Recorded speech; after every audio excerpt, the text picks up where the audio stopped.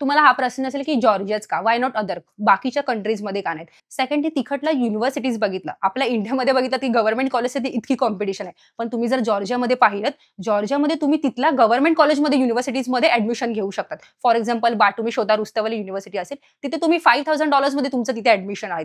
Second झालं की जिथे जर तुम्हाला यूएसएमली पॅटर्नने शिकायचं असेल, जसं की तुमचं जे मास्टर्स आहेत, स्पेशलायझेशन आहे, जे तुम्हाला यूएसएमली पॅटर्नने करायचं असेल किंवा यूएसमध्ये जाऊन करायचं असेल, तसं एज्युकेशन प्रोव्हाईड करणारी युनिव्हर्सिटी आहे ती म्हणजे डीटीएमयू.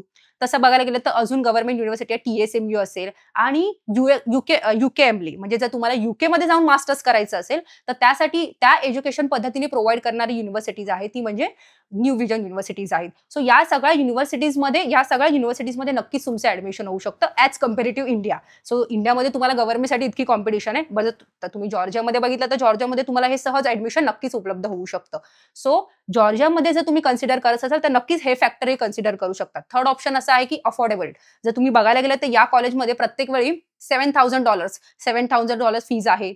$5,000 फीज आहेत. सो मिनिमम तुम्ही जर कंपेअर केलं तर इंडियन रुपीजमध्ये ते 5 to 6 lakh rupees per year असेल.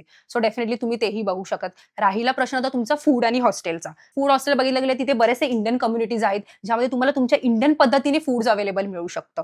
पाचवा प्रश्न राहिला तुमचा आजूबाजूच्या सराउंडिंग एरियाबद्दल. तर तुम्ही डेफिनेटली बघू शकता की जॉर्जियामध्ये तुम्ही जर स्वतः कंट्री रिसर्च केलं की ते टुरिझम वाईज बघितलं, या सगळ्या गोष्टी वाईज फॅक्टर वाईज ते Georgia is a best country. So तुम्ही डेफिनेटली हा फॅक्टर कन्सिडर करू शकता.